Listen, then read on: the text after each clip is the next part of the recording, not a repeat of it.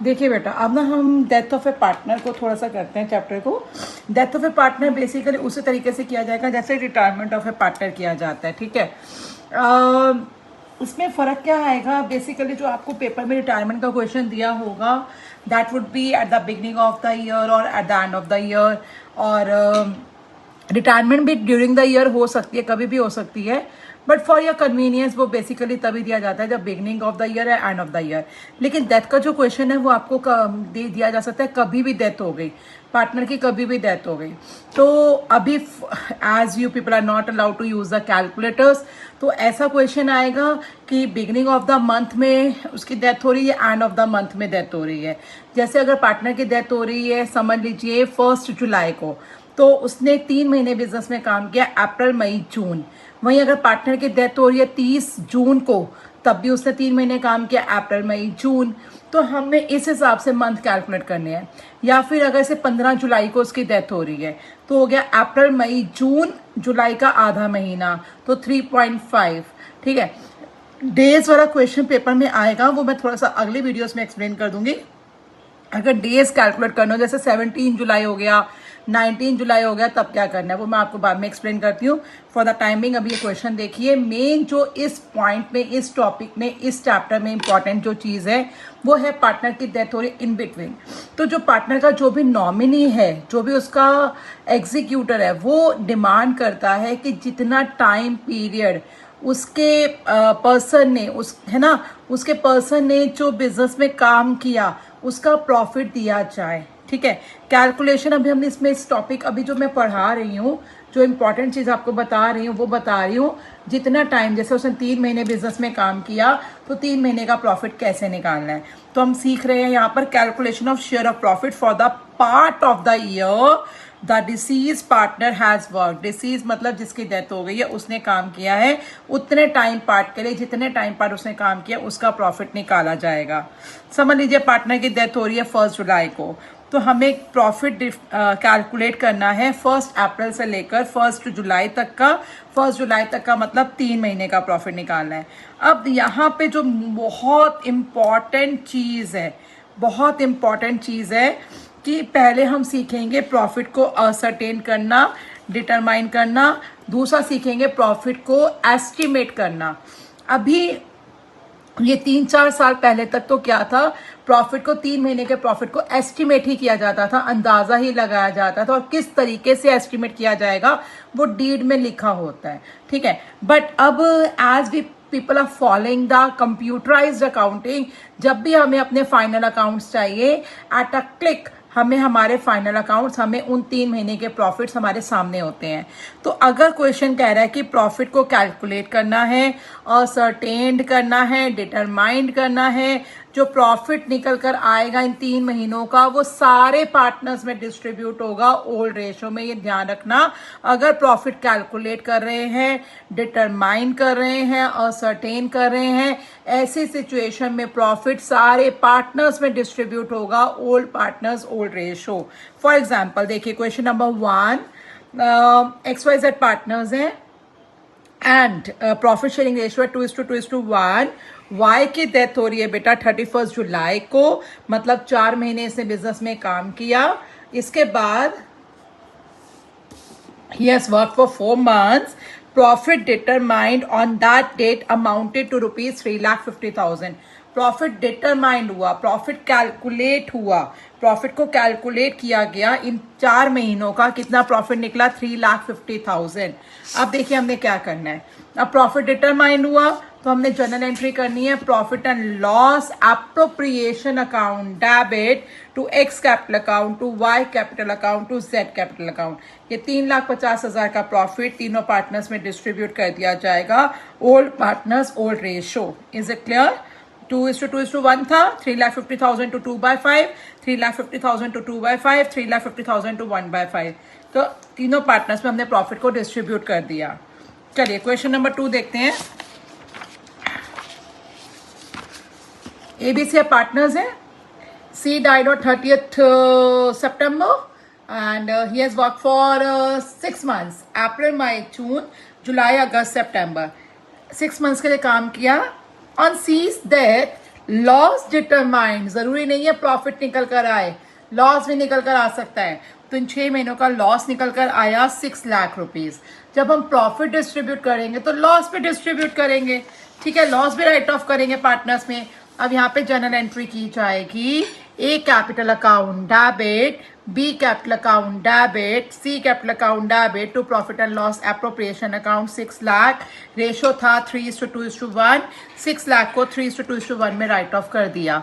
6 लाख का लॉस था, ये पार्टनर्स में राइट ऑफ हमने कर दिया। किस रेशो में राइट ऑफ कर दिया? Old partners old ratio. चलिए नेक्स्ट क्वेश्चन देखते हैं। XYZ रेशो है 5:3:2। एक्स की डेथ हो रही है 30 सितंबर, वहीं 6 महीने उसने काम किया। Profit for the period till 30 सितंबर 2025 इज टू बी एस्टिमेटेड।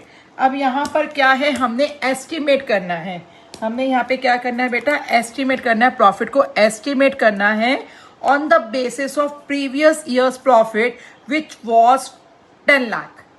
जो पिछले साल का प्रॉफिट था, डीड में बोला हुआ है कि जब भी किसी पार्टनर की डेथ होगी उस टाइम पर जो पिछले साल का प्रॉफिट होगा उसी को इस साल का प्रॉफिट मान लेना। अब यहां पर पिछले साल का जो प्रॉफिट था वो 10 लाख था। तो अब हमने, पार्टनर ने कितने महीने काम किया? पार्टनर ने 6 महीने काम किया। तो इस साल का प्रॉफिट भी हमने मान लिया, एस्टिमेट कर लिया। 10 लाख इंटू 6/12, 6 महीने का निकालेंगे तो पूरे साल का प्रॉफिट माना, 6 महीने का निकालेंगे क्योंकि उसने 6 महीने काम किया। 30 सितंबर को उसकी डेथ हो रही है एंड जिस पार्टनर की डेथ हो रही है उसका शेयर, पार्टनर का शेयर क्या है? एक सेकेंड, पार्टनर्स कौन कौन है? XYZ। तो रेशो है इनकी 5:3:2। पार्टनर्स की रेशो क्या है? 5:3:2। एक्स की डेथ हो रही है तो एक्स का शेयर क्या? 5/10। तो इंटू 5/10, क्लियर? 10 लाख प्रॉफिट है, 6 मंथ्स के लिए हो गया हमारा कितना प्रॉफिट? इंटू 5/10। तो कैलकुलेशन करके 2,50,000 निकला ये प्रॉफिट। अब हमने जब एस्टिमेट करेंगे तो जिस पार्टनर की डेथ हो रही है सिर्फ उसी को देंगे, और किस अकाउंट के थ्रू देंगे वो अकाउंट का नाम है profit and loss suspense account, क्योंकि ये एक्चुअल प्रॉफिट नहीं है, ये सस्पेंस अकाउंट में जाएगा। एट फाइनल ईयर जब at the time of closing the accounts हम इस सस्पेंस अकाउंट को क्लोज कर देंगे, ठीक है। फॉर द टाइमिंग जब पार्टनर की डेथ हो रही है उसका प्रॉफिट एस्टिमेट हो रहा है, तो उस टाइम जो उसको प्रॉफिट दिया जाएगा that would B through profit and loss suspense account. So profit and loss suspense account debit to X capital account 2,50,000. Okay, now next question. In question number 4, in question number 4 जो मेरा है वो कह रहा है in question number 3, question 3 same है, मतलब partners का रेशो 5:3:2 है। एक्स की डेथ 30 सितंबर को हो रही है। प्रॉफिट हमने कैसे निकालना है? पिछले साल के बेसिस पर निकालना है। आगे कह रहे the firm incurred loss of 20 lakh previous year. यहाँ पे पिछले साल जरूरी, जैसे मैंने बोला हमेशा जरूरी नहीं है प्रॉफिट और लॉस भी हो सकता है। डीड कह रही थी जब किसी पार्टनर की डेथ होगी तो हमने जो प्रॉफिट निकालना है पिछले साल के प्रॉफिट को इस साल का प्रॉफिट मानना है। अब पिछले साल तो लॉस हो रहा है क्वेश्चन नंबर 4 में, तो देखिए अब हम क्या करें। अब लॉस हो रहा है तो लॉस में देखेंगे 20 लाख, 6 मंथ्स का कितना हो गया? 6/12। अब जिस पार्टनर की डेथ हो रही है 5/10 उसका शेयर निकाल दिया, कैलकुलेशंस की 5 लाख आ गया। अब लॉस है, प्रॉफिट के टाइम पे पार्टनर को क्रेडिट किया गया था, लॉस के टाइम पे पार्टनर को डेबिट किया जाएगा। X capital account debit to profit and loss suspense account. I hope it's clear to everyone. Now अगली चीज देखते हैं, इंपॉर्टेंट चीज, इससे अगला टॉपिक। अगला टॉपिक बेसिकली क्या कहता है? अगला टॉपिक बेटा कहता है कि पार्टनर्स जो हैं, जब किसी पार्टनर की डेथ होगी, पार्टनर की डेथ होने के बाद जो बाकी के पार्टनर्स हैं, अगर उन्होंने डिसाइड किया कि हम अपना future profit sharing ratio change कर रहे हैं। देखिए XYZ 3 पार्टनर्स थे, एक्स की डेथ हो गई। एक्स की डेथ होने के बाद वाई और जेड कह रहे हैं हम अपना जो प्रॉफिट शेयरिंग रेशो है वो चेंज करेंगे। तो देखिए जैसे वो कह रहा है क्वेश्चन नंबर 5 है, वो कह रहा है इन क्वेश्चन नंबर 3, क्वेश्चन 3 पूरा सेम है। पार्टनर वाई एंड जेड, उससे एक्स्ट्रा वाई एंड जेड ने डिसाइड किया वो फ्यूचर में प्रॉफिट बांटेंगे 2:3 के रेशो में, ठीक है। तो अब देखिए हमारा क्वेश्चन नंबर 3 था क्या? क्वेश्चन नंबर 3 था हमारा 3 पार्टनर्स XYZ, एक्स की डेथ हो रही है 30 सितंबर, 6 महीने काम किया, प्रॉफिट कैसे निकालना है, पिछले साल के प्रॉफिट के बेसिस पे प्रॉफिट एस्टिमेट करना है, जबकि पिछले साल का प्रॉफिट है 10 लाख, यही एस्टिमेट करना है। यहाँ पे एक लाइन ऐड हो गई कि पार्टनर से कहा हम अपना प्रॉफिट शेयरिंग रेशो चेंज कर रहे हैं। अगर जो पार्टनर्स है, रिमेनिंग पार्टनर्स हैं, वो अपना प्रॉफिट शेयरिंग रेशो चेंज कर दें, तो जो हम जाने वाले पार्टनर को प्रॉफिट का हिस्सा देंगे वो profit and loss suspense account से नहीं देंगे, गेनर्स देंगे गेनिंग रेशो में। बस इतना ध्यान रखना, गेनर्स देंगे गेनिंग रेशो में। क्लियर? चलिए देखिए क्वेश्चन नंबर 5 के अंदर बेटा हमारा आंसर 2,50,000 आ रहा था, आपको याद होगा। क्वेश्चन नंबर 3 में जो प्रॉफिट निकल के आ रहा था 2,50,000 आ रहा था, है ना। हमने कितना इसको प्रॉफिट देना है, 2,50,000 प्रॉफिट देना है इसको, हमने 2,50,000 प्रॉफिट है, बस सस्पेंस अकाउंट के थ्रू नहीं देना। सस्पेंस अकाउंट के थ्रू क्यों नहीं देना? क्योंकि जो रिमेनिंग पार्टनर्स हैं उन्होंने अपना प्रॉफिट शेयरिंग रेशो चेंज कर लिया। तो वही 10 लाख का प्रॉफिट है पिछले साल वाला, 6 महीने के लिए इंटू 5/10, 2,50,000 का प्रॉफिट देना है, बट सस्पेंस अकाउंट के थ्रू नहीं देना, गेनिंग रेशो में देना है। अब गेनिंग रेशो निकालते हैं पहले, XYZ ओल्ड। अब हमने, आपको पता होगा रिटायरमेंट और डेथ के चैप्टर में हम क्या करते हैं, न्यू माइनस ओल्ड करते हैं। चैप्टर 3 और 4 में क्या करते थे, old share minus new share, और रिटायरमेंट और डेथ के चैप्टर में क्या करते हैं, new share minus old share. वैसे तो आप ओल्ड माइनस न्यू कर सकते हो, एक ही पैटर्न फॉलो कर सकते हो, कोई इशू नहीं है, बट फिर भी तो अब हम रिटायरमेंट और डेथ के चैप्टर में करते हैं new share minus old share. अब एक्स तो जाहिर है, वाई और जेड का न्यू शेयर क्या है, 2/5 और 3/5, तो वाई का हो गया 2/5, जेड का हो गया 3/5, minus minus minus old 5/10, 3/10, 2/10, new minus old किया, आंसर आ रहा है एक्स का -5/10, वाई का आ रहा है 1/10, जेड का आ रहा है 4/10। जब हम old share minus new share करते थे तब माइनस वाला आंसर गेनर का होता है और प्लस वाला सैक्रिफाइजर का। लेकिन अगर हम न्यू माइनस ओल्ड कर दें तो माइनस वाला सैक्रिफाइजर है, प्लस वाला गेनर है। तो यहाँ पे जो प्लस में आंसर निकला वो गेनर है, क्योंकि हम new share minus old share कर रहे हैं। तो हमारा निकला y निकला 1/10 एंड z निकला 4/10, ये दोनों गेनर है। और गेनिंग रेशो आ गई 1:4, गेनिंग रेशो आ गई 1:4।